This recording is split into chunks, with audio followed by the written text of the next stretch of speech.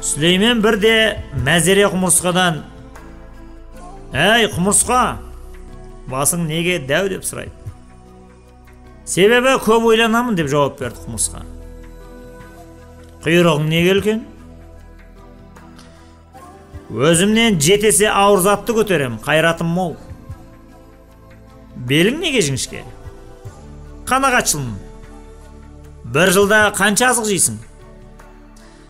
«1 жылда бидайдың 1 дәнін талсам».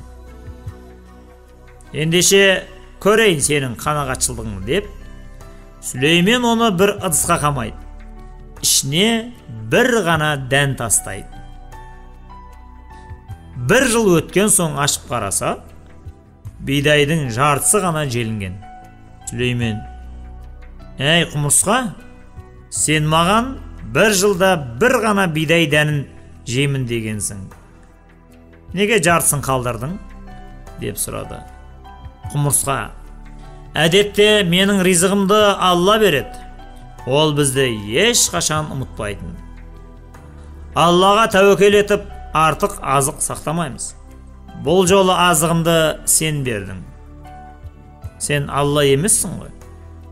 Ұмытып кетуім мүмкін. Сондықтан сақтық қылып, жартысын алып қалдым» деді. Сүлеймен оның қанағатшылдығына риза болды.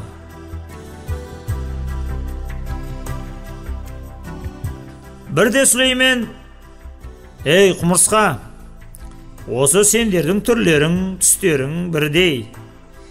Бір-біріңді қалай айырасыңдар?» деп сұрады.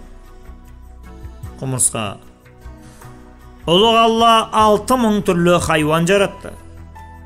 Оның 2000-і қырда жүрсе, 4000-і суды мекендейді. Құдіретті Құдай адам ұрпағының келбетін сан алуан етіп жаратқанда, біздерге жеке дара өң таппады дейсің бе? Менің де құлағы шұнақ, мұрны қоңқақ, көзі қыли күзетшім бар» депті. Сүлейменнің күзетшісінің құлағы шұнақ, көзі қыли екен. Сүлеймен тағы да сөзден жеңіліпті.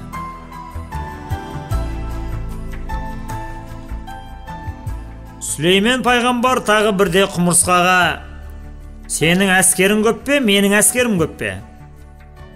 «Менің 6000 әскерім адамнан, 6000 әскерім жыннан, 6000 әскерім перден тұрады» деп мақтанады. Құмырсқа: «Әлбетте сенің әскерің көп. Дастархан басында сенің бір нөкеріңнің аузынан түскен нан қиқымы менің 15 құмырсқама азық болады. Олардың ризығынан біз несібемізді айырамыз» деді. Сүлеймен сөз төркін түсінді. «Ендеше неге сенде мен сияқты күллі әлемге патша болуға ұмтылмайсың?» деді. Құмырсқа: «Ұлық Алла маған патшалыққа жердің астын берді.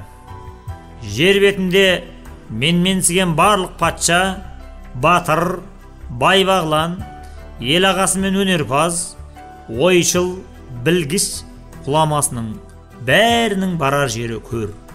Менің патшалығыма түскесін олардан өткен мүсәпір болмайды» деді. «Сенің жасың қаншада? Қайсымыз үлкенбіз?» деп сұрады.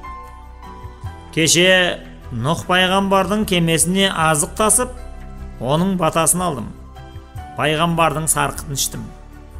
Бүгін сенің дастарханыңда отырмын. Енді ертең кіммен табақтас боларымды бір Құдай өзі біледі» деді құмырсқа.